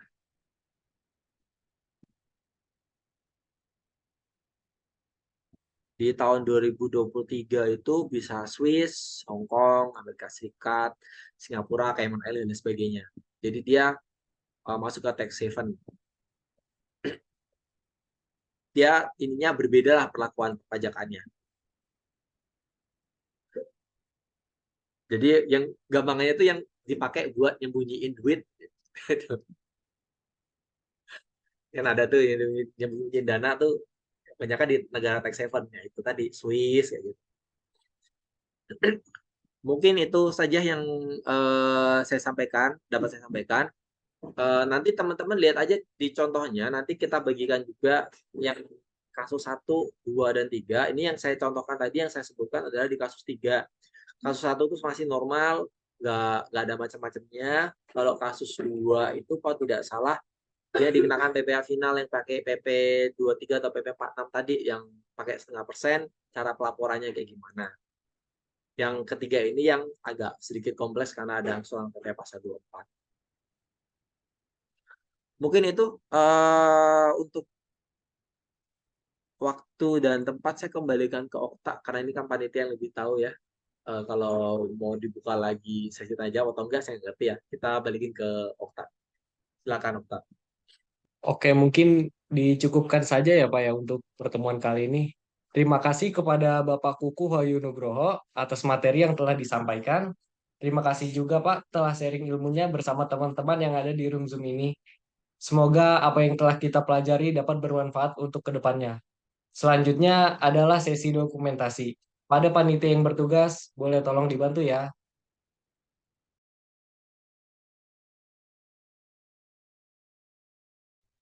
Oke, saya izin memandu dokumentasi ya. Untuk slide pertama, 1, 2, 3. Untuk slide kedua, 1, 2, 3. Oke, lanjut slide ketiga. 1, 2, 3. Slide keempat. 1, 2, 3. Slide kelima. 1, 2, 3. Oke, terakhir slide ke-6. Oke. Selanjutnya saya kembalikan lagi ke moderator. Oke, baik. Terima kasih. Dan diingatkan kembali kepada peserta, boleh mengambil bukti screenshot pribadi untuk mengisi link presensi yang akan dibagikan panitia di kolom chat box. Baik, setelah sesi dokumentasi, seluruh peserta Brevet diperkenankan untuk mengisi link presensi yang tertera di kolom chat box. Kami informasikan kembali bahwa pertemuan kelima sesi pertama akan dilaksanakan pada Sabtu depan, yaitu tanggal 26 Agustus 2023, pukul 13 sampai jam 16.10 waktu Indonesia Barat. Kepada seluruh peserta diharapkan mempersiapkan hal-hal yang dibutuhkan dan juga memasuki room Zoom 10 menit sebelum kegiatan belajar mengajar dimulai. Saya, Oktavianza, mengucapkan banyak terima kasih kepada seluruh peserta, panitia, dan pemateri brevet yang hadir pada hari ini. Saya izin pamit undur diri. Wassalamualaikum warahmatullahi wabarakatuh. Kepada seluruh peserta Waalaikumsalam brevet, warahmatullahi wabarakatuh. diperkenankan untuk meninggalkan room Zoom. Terima kasih.